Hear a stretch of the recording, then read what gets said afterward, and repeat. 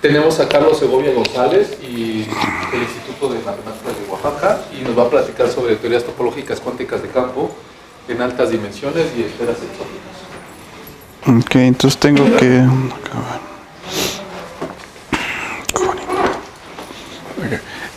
muchas gracias a Enrique por la invitación. ¿Sí? Cuando me quieran invitar, ¿sí? Me será todo un gusto. ¿Sí? ¿Sí? Yo quería empezar con una historia. Bueno, pasó aquí, hace poquito vino Milnor, ¿sí? Y entonces aquí estaban, cuando fue la presentación del libro, estaba Alberto y estaba Santiago, pues hablando, ¿sí? Muchísimas cosas, ¿sí? Maravillas de lo que hizo Milnor, ¿sí? Hasta me acuerdo que Santiago dijo, bueno, yo lo bajé de Wikipedia, ¿no? Sí. Y al final, Milnor, lo único que dijo, pero ustedes son más viejos que yo. Dijo, porque ustedes son mis tíos académicos. Fue muy chistoso. Entonces, bueno, yo les quiero, yo voy a platicar hoy de cómo asociar invariantes mediante métodos categóricos. Pero primero quiero que vean la historia de cómo Milnor lo platica en un artículo exactamente del 2000. ¿Sí? Esto empezó en los 50 y en un artículo del 56, que es clasificación de variedades de dimensión 7, ¿sí? Él da el cálculo de por qué debe de haber esferas exóticas. Entonces, todavía no voy a decir que es una esfera exótica, pero lo vamos a ver acá. Milnor empieza contando en este artículo, ¿sí? Que se llama clasificación de variedades de dimensión 2n, que son n-1 conexas, ¿sí? Entonces voy contando la historia, espero pues contarla, y si no van al artículo original, es de verdad asombroso ese artículo, ¿sí? Él empieza pues estudiando variedades de dimensión más altas, en particular de dimensión 2n, que sean n-1 conexas. Entonces vamos a tener que los grupos de homotopía hasta n-1 se van a hacer triviales, ¿sí? Y entonces estas variedades se pueden describir topológicamente por cosas así. O sea, uno hace n esferas, las juntas en un punto, ¿sí? Y después le vas a pegar una celda de dimensión 2n mediante una función, ¿sí? De la frontera, ¿sí? Entonces, por ejemplo, si fueran solamente, digamos, n igual a 2, entonces tendríamos, por ejemplo, el proyectivo complejo, o cosas así, ¿no? O el proyectivo cuaterniónico, ¿sí? Entonces, una forma de estudiarlo es pues mediante la homotopía, mediante sus grupos de homotopía, pero otra forma es estudiando mediante la cohomología, en donde vamos a tener que solamente hay tres tipos de grupos que son no triviales, que son el grado 0, el grado n y el grado 2n, ¿sí? Que vamos a tener que van a ser z por las componentes conexas, también, ¿sí? Que va a ser la forma fundamental, y vamos a tener aquí tantas como hay de Weiss de esferas, ¿no? Entonces, ese mapa, en cómo se pega, va a determinar un producto, ¿sí? Porque si uno se va de aquí y entonces hace producto de este tipo de cosas, entonces no vamos a ir acá, y entonces eso va a formar una forma bilineal, ¿sí? La cual sí se puede ver que si es par es simétrica, si es impar es antisimétrica, y que tiene determinante más menos 1, eso es por dualidad de Poincaré, ¿sí? Entonces, bueno, son tipo de cosas. Entonces, en ese entonces, ¿sí? Con el trabajo de Thom, ¿sí? Llegó Hirschenbruch y entonces hizo un cálculo para la asignatura de esta forma cuadrática, que la dio en términos de unas cosas que se llaman números de Pontryagin, ¿sí? Y que él, por ejemplo, para dimensión 4, estos números Pontryagin viven en dimensión 4 a la n, ¿sí? Y calculó que se pueden escribir en términos de estas funciones, ¿no? Entonces, después, pues Milnor lo que dijo, bueno, entonces voy a estudiar un caso más sencillo, ¿no? Entonces voy a estudiar solamente cuando hay n es 2m, ¿sí? Cuando es par, y entonces solamente le voy a pegar, solamente voy a tener una esfera, ¿no? Entonces, en ese caso, pues la cohomología en la dimensión intermedia solamente va a ser una, ¿no? Entonces, pues, y dijo, bueno, por el teorema de Whitney, pues lo que vamos a poder hacer es que esa esfera, pues podemos tomar cómo se encaja en su vecindad tubular, y entonces vamos a poder tener el haz normal, ¿sí? Y entonces este haz lo podemos ver con un pegado de dos cosas, que va a ser, pues tienes la esfera dimensión 2m, entonces pues si lo separan en hemisferios van a tener dos, ¿sí? Y entonces solamente tienen que ver cómo se pega aquí, ¿no? ¿Sí? Entonces eso es va a ser un elemento de la forma 2m-1, ¿sí? Que vive en cómo se va a pegar, que va a estar en el grupo de transformaciones y reflexiones, ¿no? ¿Sí? Entonces vive en un elemento de acá y eso determina totalmente su homotopía, ¿sí? Entonces, por ejemplo, cuando aquí este es 1, en ese caso, pues esto es z y eso nos va a dar el proyectivo. ¿Sí? Pero lo que pasa para cuando m es igual a 2, pues da z tensor z. Entonces, ahí empezó él a trabajar en el sentido de los cuaterniónicos, ¿sí? Todos los elementos los puede ver, o sea, el pegado de cómo se van a pegar estas dos cosas, ¿sí? Se puede ver como esto, donde estos van a ser cuaterniónicos unitarios, ¿sí?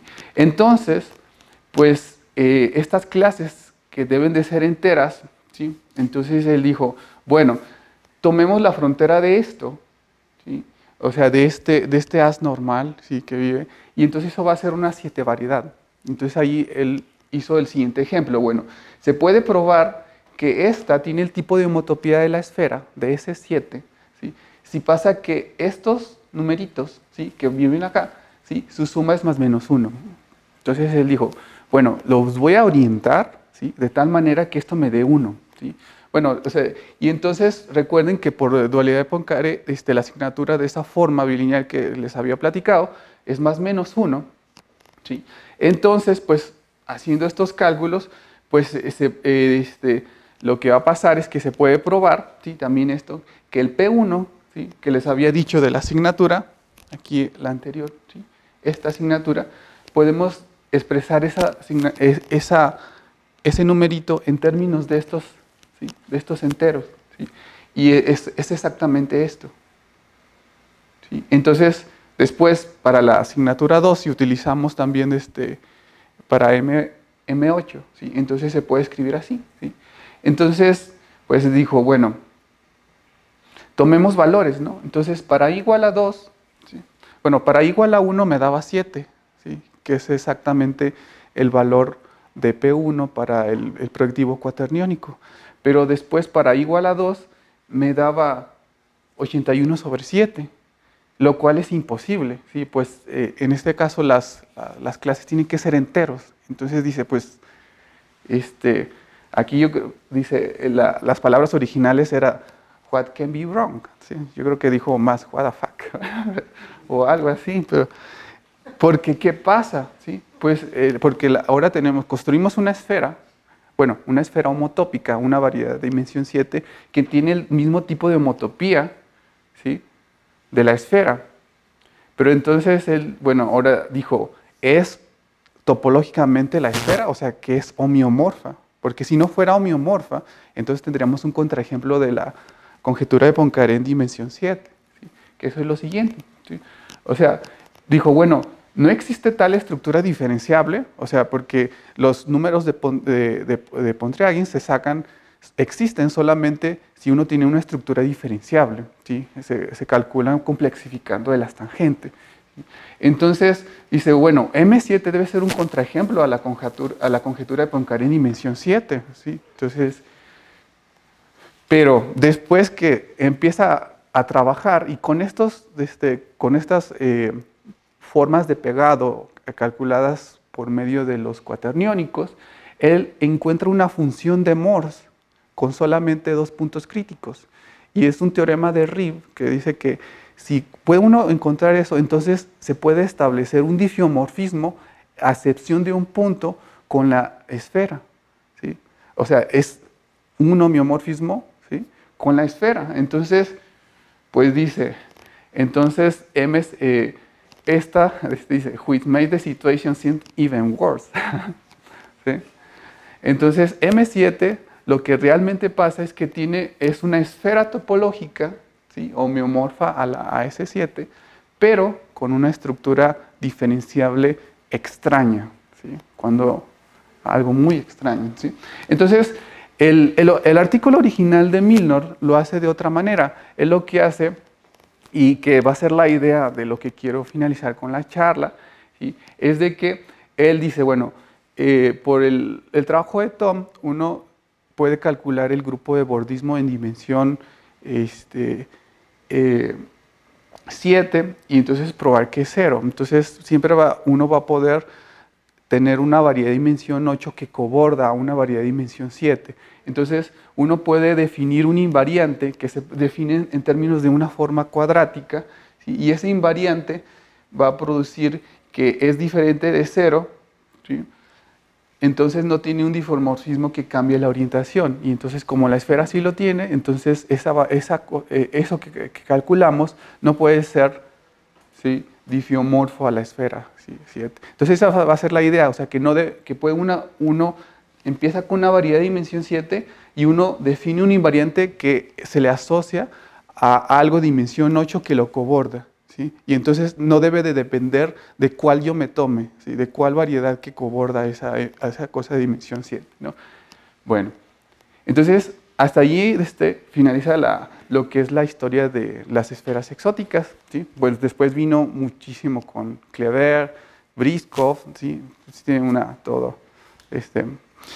Entonces, después de ahí, ¿cómo lo vamos a abarcar con teorías topológicas cuánticas de campo? ¿Sí? Esto empezó también el siglo pasado, en un artículo que sacó Atiyah en un libro dedicado a Hermann Weyl.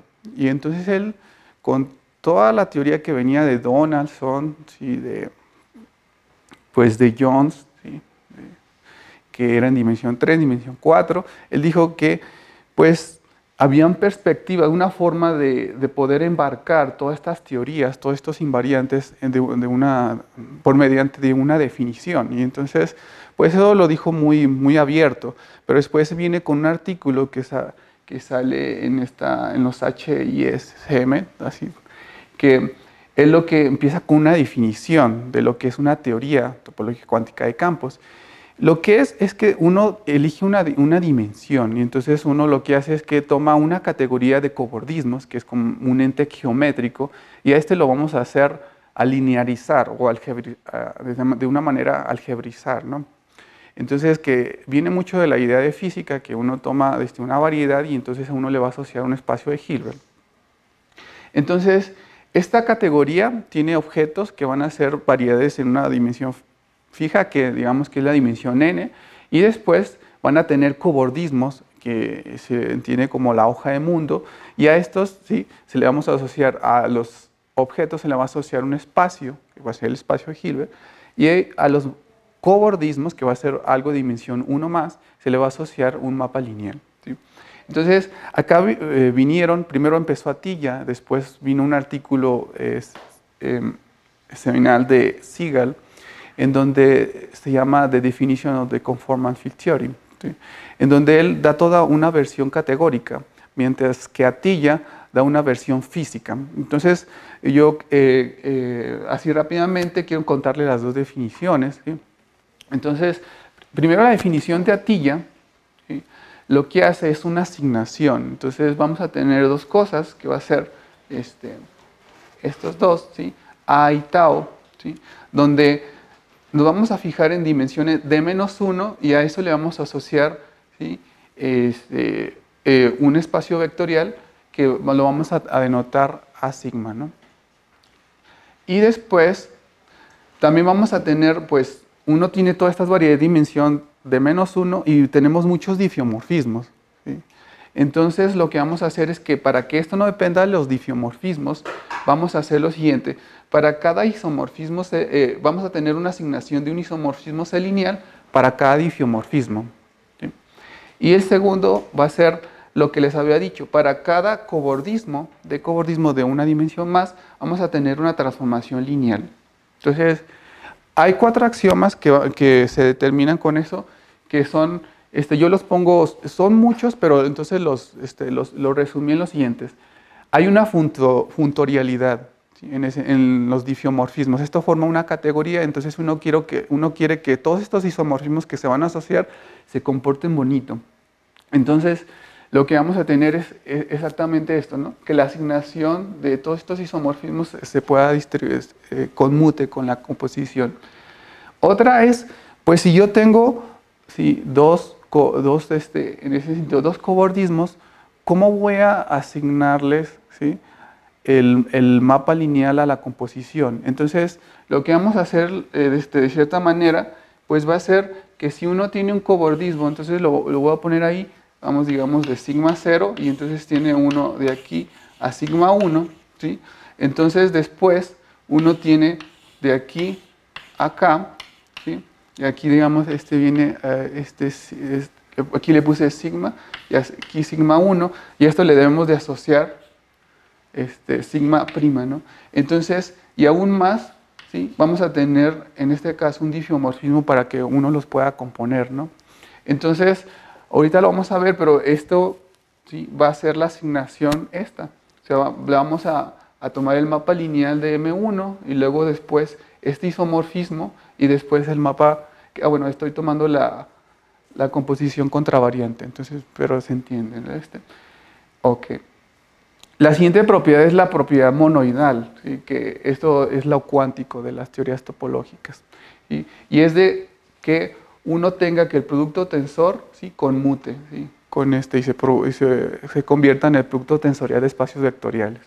Y lo mismo para transformaciones lineales, nada más, ¿no?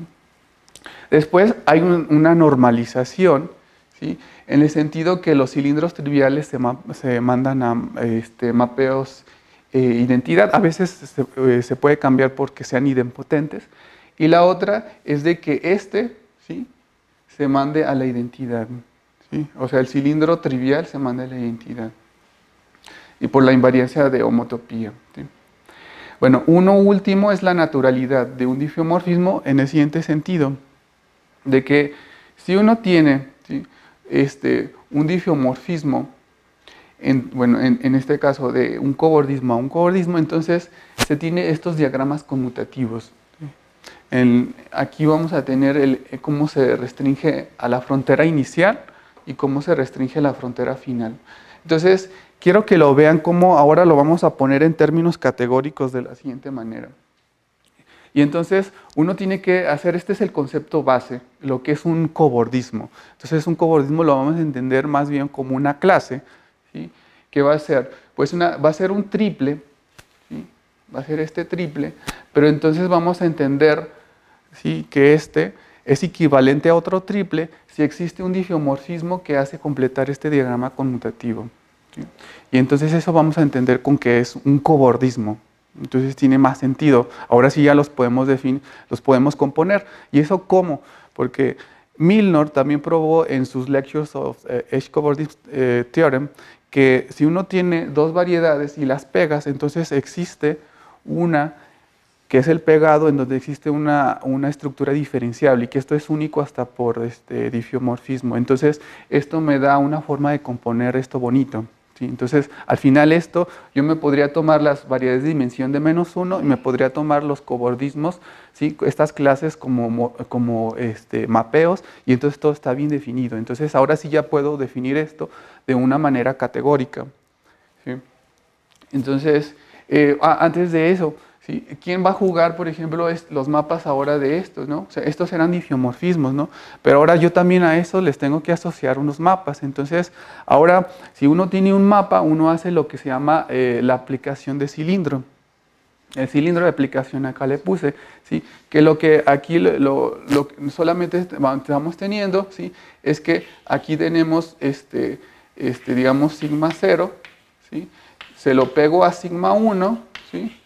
Y aquí vamos a tener sigma 1 por el intervalo y se lo voy a pegar en la etapa inicial, ¿sí? Y así voy a poder ver como un cobordismo. O sea, un difiomorfismo lo transformaré en un cobordismo, ¿no? Pero va a ser equivalente a que si lo hago de otra manera, ¿no? O sea, yo incluyo en la etapa inicial y luego después hago el difiomorfismo inverso, ¿sí? Entonces, ya puedo hacer, o sea, una definición de lo que va a ser la categoría de cobordismos, pues va a ser los objetos, como dije, y los morfismos van a ser las clases de equivalencia de estos triples de cobordismo, ¿no? Y pues podemos definir, dice hasta el final, solamente antes de unas palabras es cómo es la estructura monoidal. Pues la estructura monoidal pues va a ser la unión disjunta, ¿sí? Pero también va a tener una estructura simétrica dada por el cobordismo asociado al difiomorfismo que hace la transposición, ¿no? Y pues la estructura monoidal y simétrica de espacios vectoriales es la canónica, ¿no? O sea, de que uno tiene el producto tensor, ¿sí? Y el isomorfismo de transposición va a ser. Entonces, pues uno puede definir ya ahora una TQFT, ¿sí? Una TTCC, como un funtor simétrico monoidal que va de la categoría de cobordismos a la categoría de espacios vectoriales, ¿sí? Entonces, esta es la definición de Sigal, la inicial, que fue con esta asignación, la diatilla, ¿sí? Y entonces uno puede ir de una a la otra, pues como se entiende, es de que las dos definiciones son lo mismo en este sentido. O sea, uno podría hacer la categoría de teorías topológicas en el sentido de Atiyah y la categoría de teorías topológicas en el sentido de Sigal, y entonces demostrar que ambas son lo mismo, pues son que las categorías son isomorfas, no solamente que son equivalentes, sino que son lo mismo, ¿no? Y es muy sencillo de que solamente tenemos que, si es un funtor simétrico monoidal, pues solamente vamos a hacer la asignación lo mismo, ¿sí? Tomamos la variedad de dimensión de -1 y nos tomamos que le corresponde, ¿no?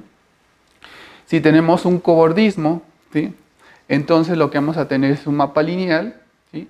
Y entonces lo único que vamos a hacer es que nos vamos a considerar estos, no les había dicho, pero se incluyen en la frontera inicial y en la frontera final, entonces solamente me tengo que fijar cómo se incluyen de manera difiomorfa en estas fronteras, y entonces lo único que voy a hacer es que voy a tomar los mapas que se le asocian a esos difiomorfismos, después el mapa y luego tomo la inversa, ¿sí?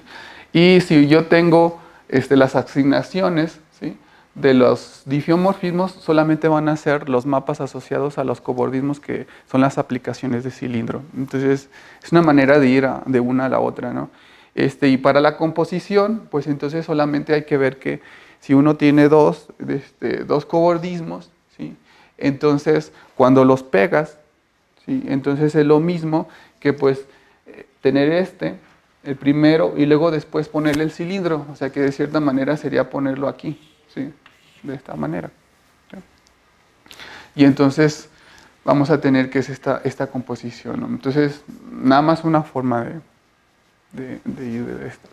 Entonces, ahora sí vamos a regresar lo de esferas exóticas. Entonces, les cuento un poquito de cómo fue la historia. Entonces, resulta, ¿sí?, que recomendamos la idea, ¿no? La idea de Milnor fue de que vamos a asociar un conjunto que va a ser todos los cobordismos que cobordan a esa variedad, y mediante eso, a esa variedad le vamos a poder asociar cierto tipo de invariantes. Entonces, de esta manera, un matemático que se llama Marcus Banach, el cual fue mi asesor en el postdoctorado en Alemania, propuso esta teoría. Entonces yo empecé un poco trabajando en esta. La idea es de él, ¿sí?, pero yo le doy otra interpretación más categórica. Entonces él lo que dice, pues estas teorías topológicas pues tienen una dimensión, ¿sí?, pero las esferas exóticas empiezan a aparecer a partir de dimensión 7, y luego después ya empiezan y aparecen muchas más. O sea, incluso hasta Clever y Milnor demostraron que forman un grupo, ¿sí? Y por ejemplo en dimensión 7 es de orden 28, ¿sí? Entonces, ahora lo que voy a aplicar es una maquinaria que uno mete 3 inputs, ¿sí?, que son un sistema de campos, un semianillo completo y una acción valuada. Uno lo mete a una maquinaria que es como una caja negra, y entonces a partir de aquí uno produce una teoría topológica cuántica de campos, ¿sí? ¿Por qué es tan importante esta construcción que voy a platicar? En dimensiones bajas, ¿sí?, todos los ejemplos siempre están ahí, ¿sí? Pero en dimensiones altas siempre todas esas construcciones eran siempre con clases características, elementos de cohomología. Entonces vamos a ver aquí que pues aquí ya no, ¿sí? O sea que aquí es una construcción muy elemental, pero se sale totalmente de las construcciones usuales. En dimensiones bajas, casi cada teoría topológica da una medalla Fields, o sea, porque está Atiyah, y los Jones, Kontsevich, todos esos daban ejemplos. Entonces, bueno, ¿en qué consiste cada una de estas cosas, no? Entonces, vamos a empezar con cada uno de ellos. Sistema de campos, ¿sí? Entonces, el sistema de campos es la palabra que se utiliza en física, ¿no? Un campo, ¿sí? Pues, ¿qué es, no? Entonces, es algo que se le asocia una cantidad física al objeto que tú estás estudiando, ¿no? Entonces, lo vamos a entender de la siguiente manera, ¿sí? Pues, esto, ¿sí? Entonces, lo que yo les había platicado de esto, ¿no? De estos triples, sigma 0, sigma 1, ¿no? Entonces, pero esto es más que eso, ¿no? Es una categoría, ¿no? O sea, estos son mis objetos y mis morfismos, pues van a ser los difiomorfismos que hacen que esto conmute, ¿sí? Entonces, pues esta home de sigma 0 a sigma 1 lo podemos entender más como una categoría, ¿sí? Donde otra vez los objetos son los triples y los morfismos son los difiomorfismos, ¿sí? Entonces, vamos a hacer una asignación, ¿sí? De que a cada variedad de dimensión de -1 y a cada variedad de dimensión d le vamos a asociar un conjunto de campos. Entonces esto es una asignación, ¿sí? Pero ¿qué debe de cumplir? ¿Sí? Entonces, debe cumplir lo siguiente. Pues primero es que esta asignación va a ser funtorial en el sentido siguiente. O sea, primero vamos a tener esto que es una categoría, ¿sí? Debe cumplir que estas asignaciones, primero, sean contravariantes y aún más que sigan conmutando todo esto. Entonces vamos a tener, estas inclusiones las podemos entender como restricciones, ¿sí? Pero estas restricciones aún más las vamos a tener también en las mismas dimensiones. O sea, si tenemos una variedad de dimensión de -1 metida dentro de otra, también vamos a pedir que estas sean restricciones, ¿sí? Esa va a ser una. Otra de las cosas que vamos a tener es que el push, ¿sí? A ver si no me corrige, el push en variedades pues va a ser el pegado por medio de una variedad, ¿no? Entonces, este diagrama, ¿sí? Vamos a pedir que esta asignación conmute, ¿sí? O sea, que sea de cierta manera continuo, ¿no? Todo esto, ¿sí? Entonces vamos a pedir que todos estos diagramas, que esto se va a entender como la composición, ¿no? ¿Sí? Se transforme en esto de una manera categórica, ¿sí? Entonces, anteriormente esto lo podíamos hacer porque consideramos clases, pero ahora no se puede hacer de cierta forma, ¿sí?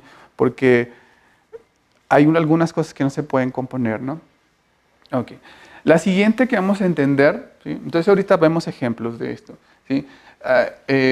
También es que si uno tiene esta, ¿sí? Vamos a siempre entender que cuando tienes sigma producto el intervalo, pues siempre va a ser lo mismo que esta, ¿sí? Porque esta es de dimensión de -1, pero esta ya es de dimensión d, ¿sí? Entonces vamos a querer que esto pase. Y en el ejemplo que vamos a tomar para poder dar un invariante para esferas exóticas, vamos a querer exactamente esto, ¿no?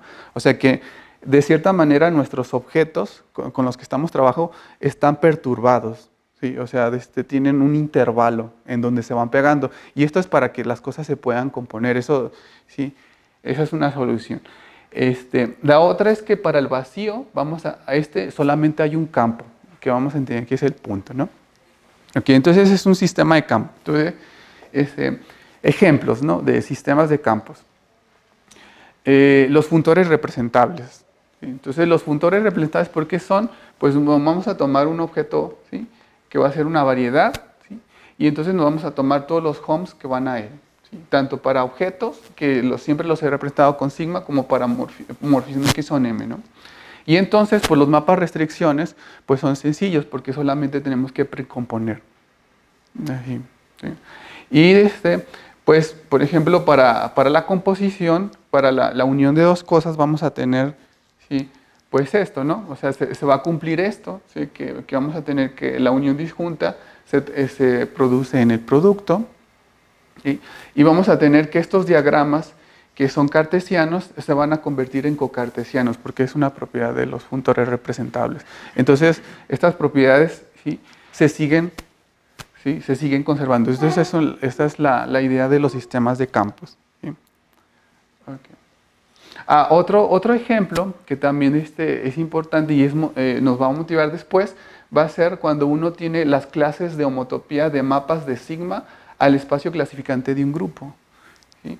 Eso lo podemos ver como las clases, el conjunto de clases de isomorfismos de haces principales, ¿sí? Sobre sigma y sobre m. En este caso, si tenemos que el grupo es discreto, pues lo podemos entender más como los homomorfismos del grupoide fundamental AG. ¿Sí? Y entonces, pues ahí, por ejemplo, el teorema de Van Kampen nos dice que este diagrama cartesiano pues se va a convertir en un diagrama cocartesiano, ¿no? O sea, nos dice que este diagrama es cartesiano y entonces nos va a producir también esta propiedad que le pedimos, ¿no? Que cartesianos se puedan convertir en cocartesianos, ¿no? Okay. Entonces, el otro ingrediente era lo que es semianillos, ¿no? Completos. Entonces, aquí, ¿por qué ahora pedimos eso?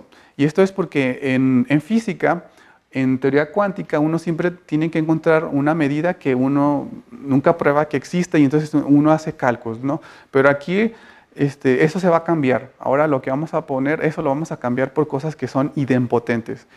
Y esto viene de la teoría de Dedekind, de cómo cuando uno tiene ideales, uno los puede sumar y multiplicar, pero no los puede restar, ¿sí? Entonces, lo que vamos a cambiarlo, pues uno tiene un anillo, es un objeto monoide en grupos abelianos, también con la distributividad. Si le quitas los negativos, pues es gracioso que solamente le quitas la n y son los Ricks, ¿sí? Estos son los objetos monoides en monoides abelianos, pero ya cuando tienes semianillos, ¿sí? Estos van a ser los objetos monoides en semigrupos abelianos, que un semigrupo le vamos a quitar el elemento neutro. Entonces, unos ejemplos, pues vamos a tener como el anillo tropical, en donde la suma va a ser el mínimo y la multiplicación va a ser la suma. ¿Sí?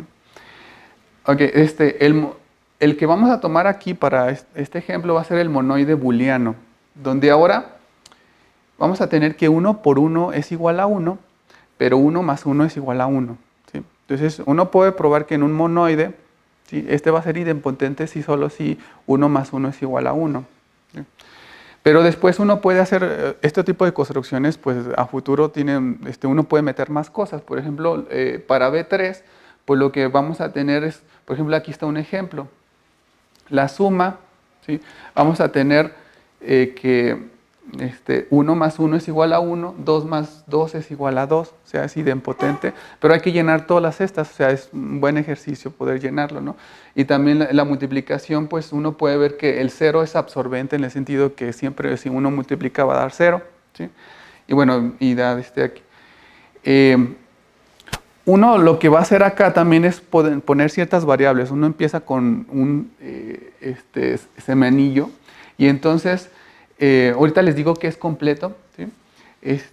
Pero uno puede ponerle ciertas variables como en series también. Y entonces uno puede probar que si es idempotente este semianillo, también el de series va a ser idempotente.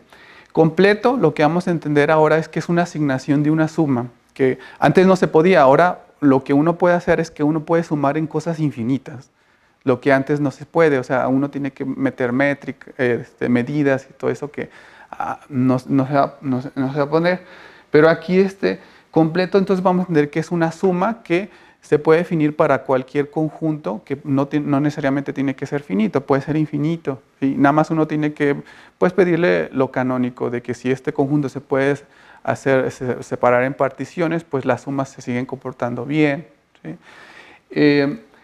Uno le va a pedir también que sea completo, idempotente, y en otras ocasiones también se le pide que sea continuo, porque continuo lo que va a hacer es que que si uno puede acotar con conjuntos finitos, entonces puedes acotar con cosas infinitas. Entonces, eso es más delicado, pero digamos que sí, esos son detalles, ¿no? Entonces,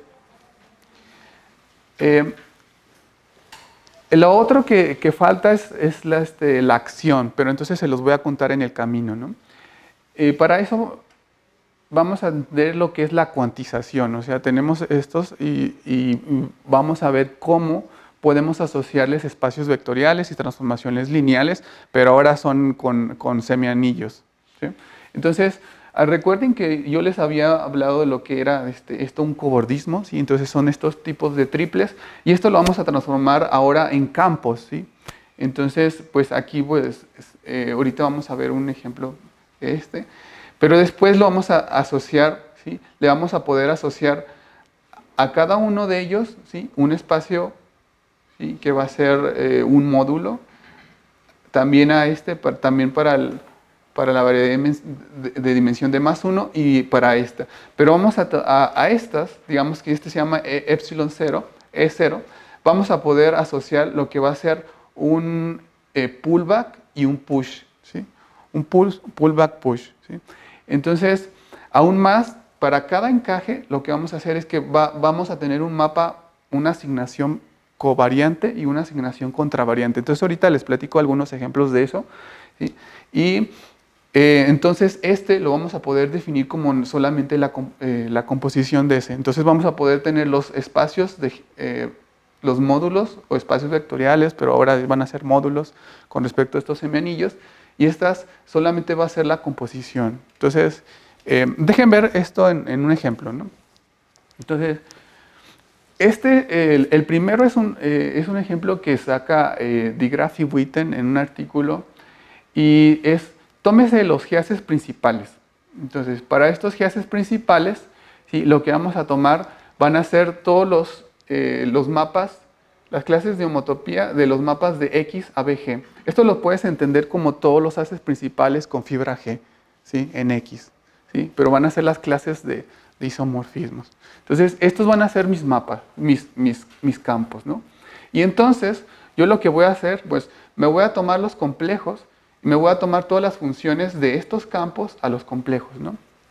Entonces, vamos a tener, por ejemplo, si tenemos un encaje, pues, entonces, ¿sí? Pues lo vamos a dar de la siguiente manera. No vamos a tomar un grupo finito, entonces yo lo que puedo hacer, pues van a ser funciones características, ¿sí? O sea, estos, P y θ, ahora no los voy a tomar exactamente como es, sino que voy a tomar la clase característica que me identifica la clase isomorfismo del GEAS principal P y del θ, ¿no? Entonces, si yo tengo pues lo que voy a hacer, digamos, lo pongo acá, ¿sí? Entonces va a ser así, ¿no? O sea, yo tengo aquí, tengo sigma y tengo aquí m. Entonces, yo me voy a tomar aquí todos los haces principales P, ¿sí? Tales que cuando lo restrinjo, estos me van a dar que yo le puse θ, ¿sí? Aquí es, ¿sí? Entonces me tomo la suma de todas las clases características de todos los haces principales que cuando los pongo acá, estos me dan θ, ¿sí? Y eso va a ser una función que va a ir de aquí a ¿no? ¿Sí? Entonces así voy a definir, ¿sí? El primero, ¿no? Y pues el segundo, pues va a ser, si tú tienes un haz principal acá, pues entonces solamente restríngelo, ¿sí? Y entonces cuando lo restringimos, pues solamente me voy a quedar con un haz principal acá, ¿sí? Entonces, nomás imagínense, un haz principal pues va a ser un haz que se fibra ahí, que la estructura de todas las fibras es G, ¿no? Entonces, cuando uno compone esto, pues esto me da algo que es muy, se parece mucho a la teoría cuántica, ¿no? O sea, suma sobre todas las posibles campos, ¿no? Esto va a ser, si uno tiene de aquí θ, pues suma sobre todos los estos, tales cuando restringes en sigma 1, te va a dar y bueno, cuando en sigma 0 te da y lo restringes a sigma 1, ¿no?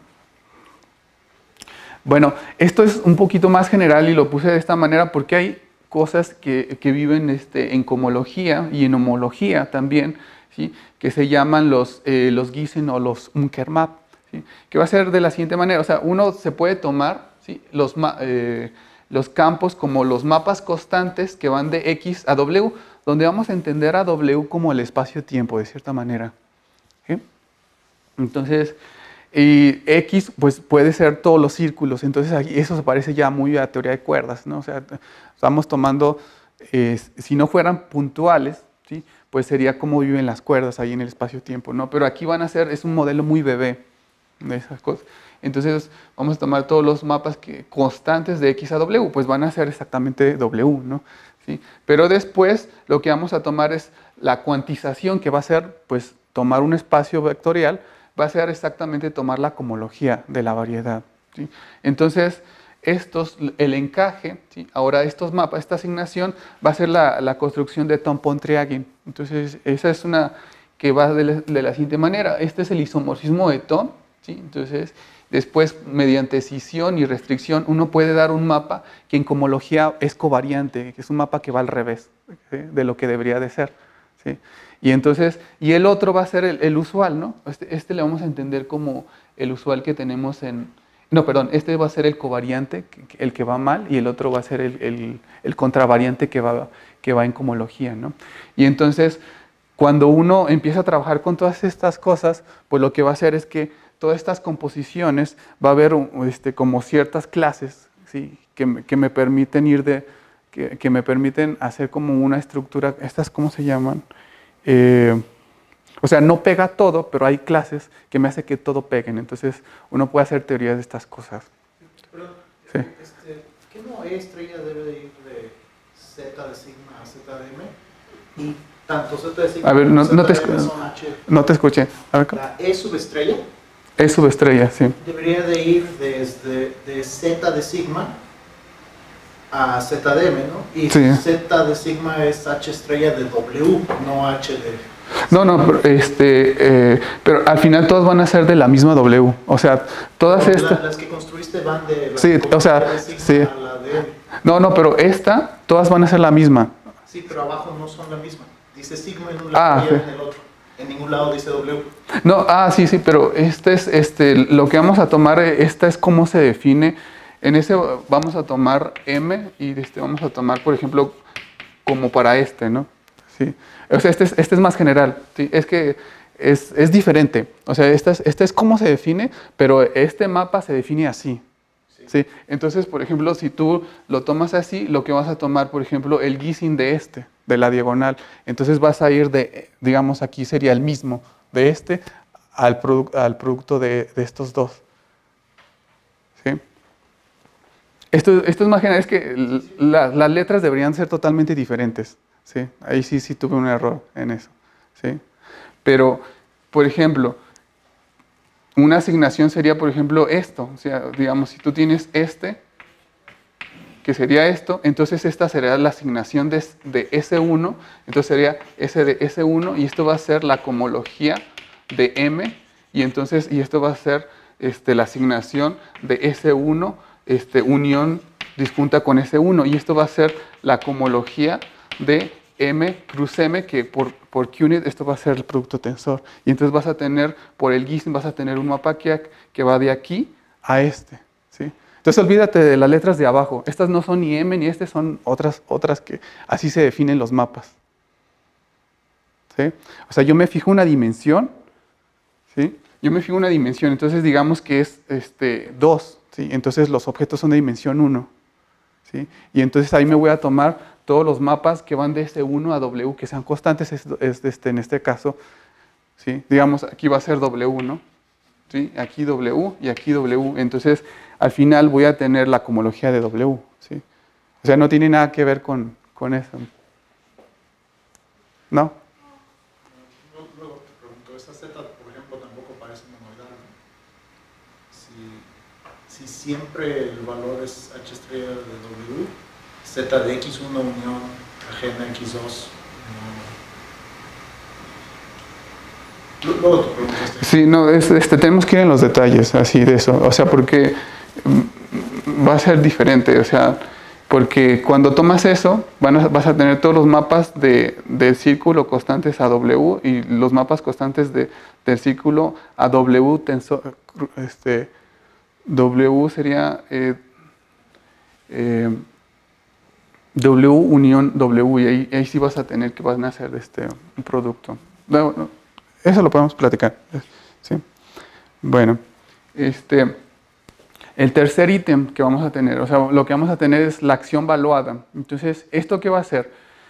Lo que vamos a tener ahora es como que tenemos a la categoría de cobordismos y vamos a tener arriba todos los campos viviendo ahí. Es como una fibración, de cierta forma, ¿no?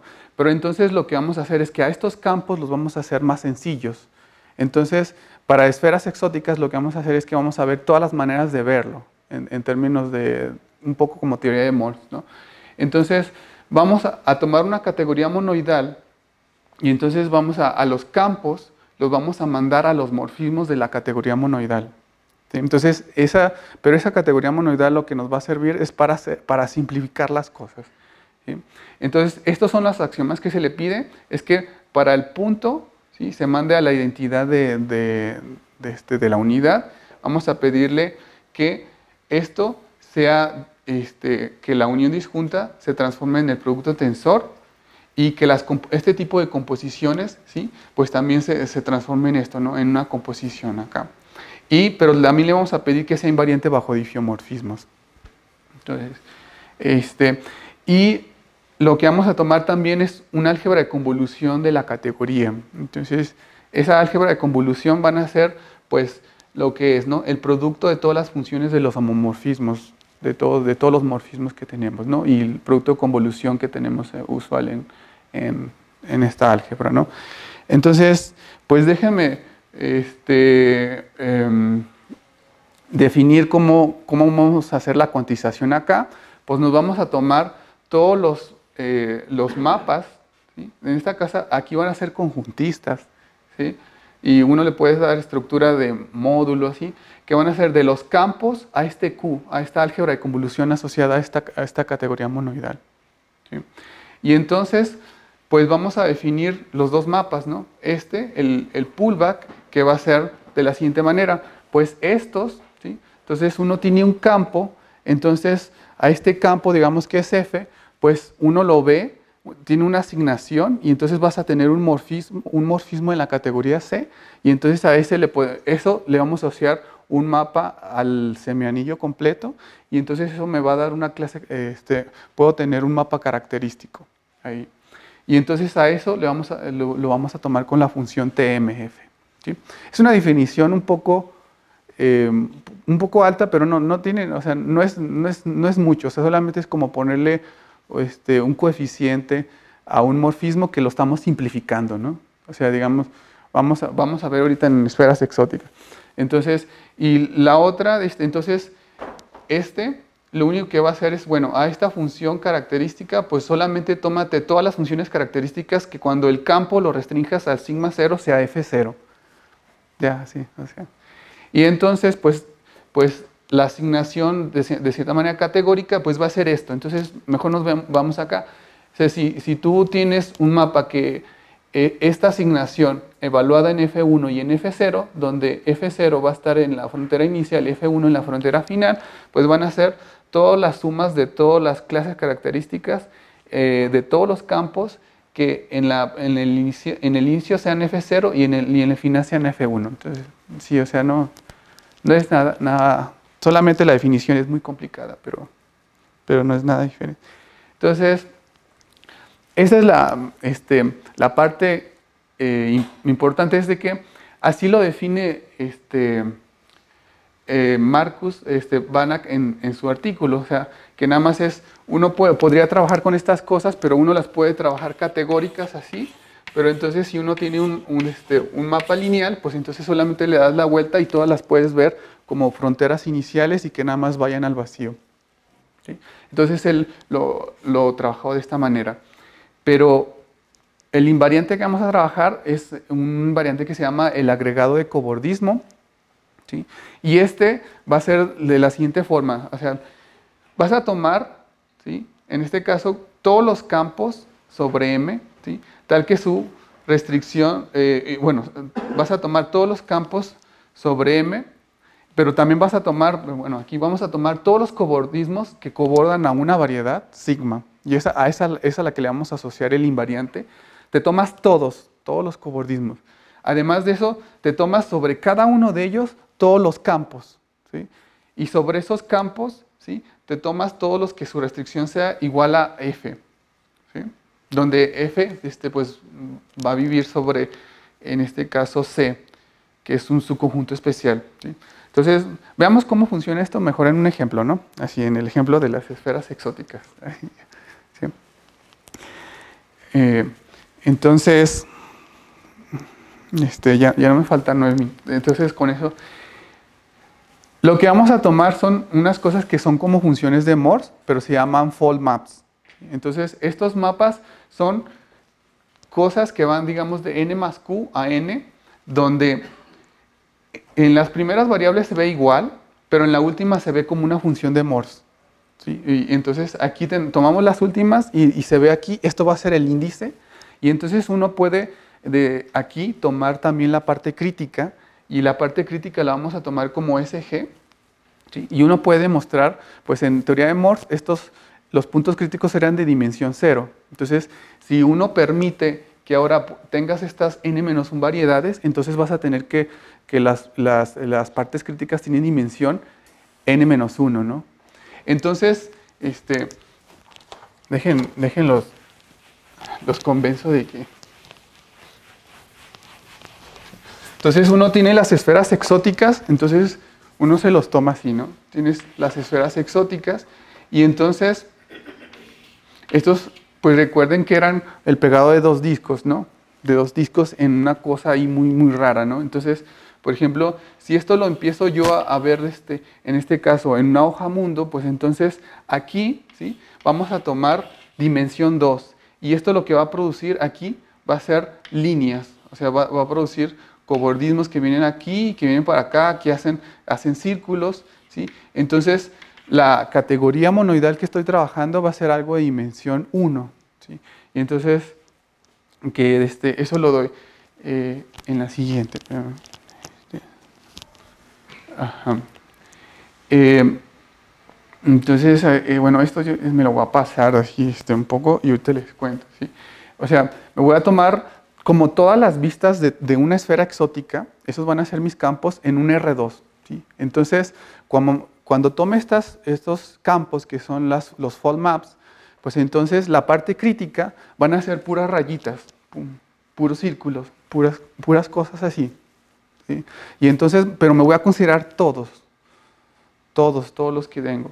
Entonces, pues después, bueno, puedo hacer una asignación, esto solamente va a ser un ítem más, entonces estoy considerando mis campos, todos los fold maps, ¿sí? Y también para, aquí lo que voy a hacer, voy a tomar, como todos mis objetos van a ser las esferas exóticas, pero de cierta manera perturbadas un poquito, ¿sí?, con un intervalo, ¿sí? Entonces,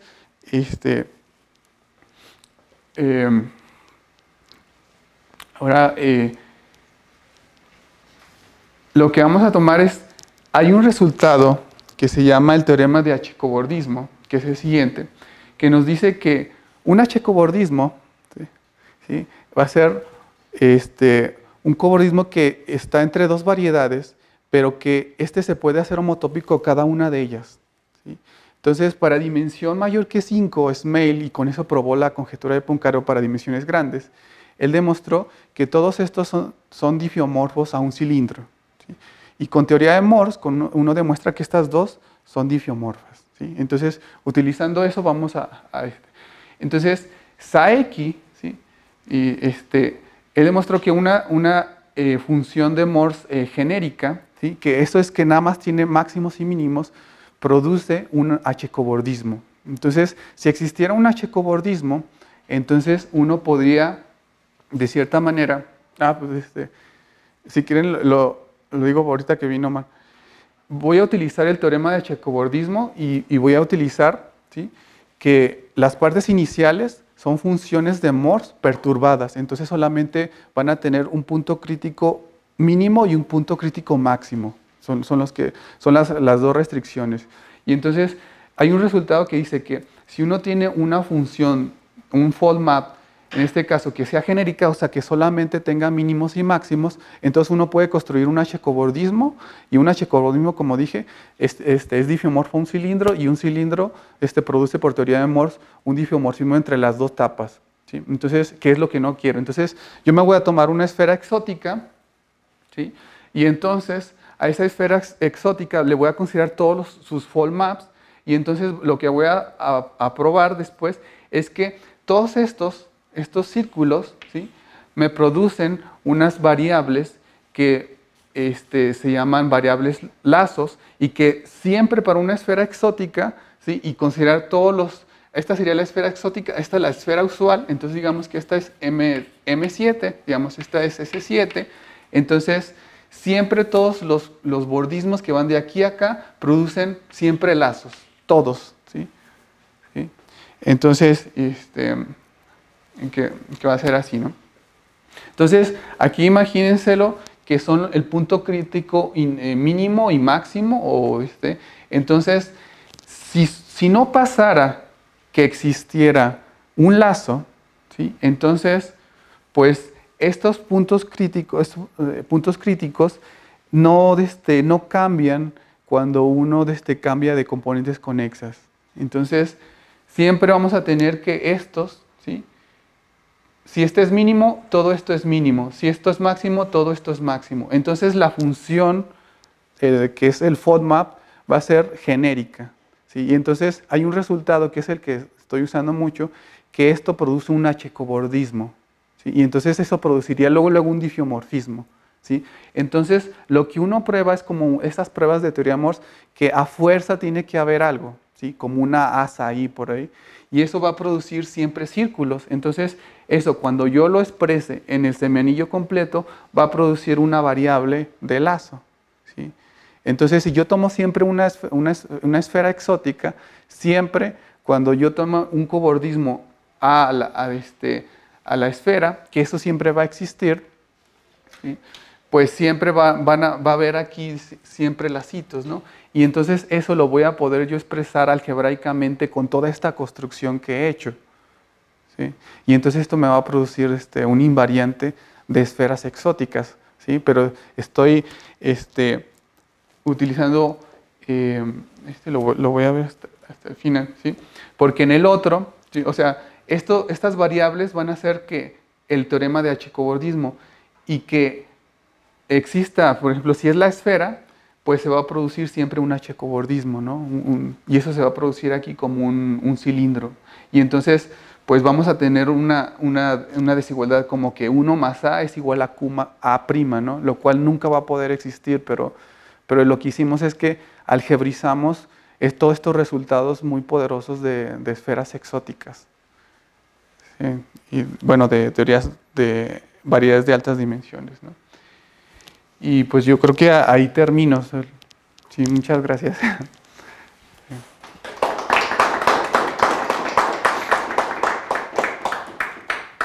¿Preguntas? Sí, el término extra en el agregado de la esfera viene del cilindro, de la esfera. Sí, sí. Y ese es el único que no produce una Q. Sí, es que lo que vas a tener es eso, ¿no? O sea, primero no es vacío, o sea, tomas una esfera exótica y te tomas todos los cobordismos que van de esa esfera exótica a la esfera usual. Y entonces demuestras que siempre adentro hay algo, un asa ahí que demuestra. Y todo eso se demuestra aquí en los campos como lacitos. Siempre va a haber lazos, a lo mejor hay muchos así.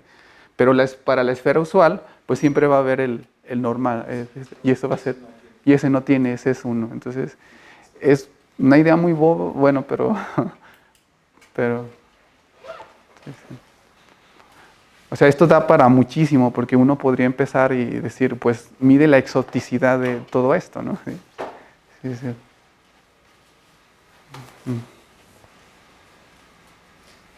Bueno, si no hay más preguntas, agradecemos de nuevo por Pues gracias. Bueno.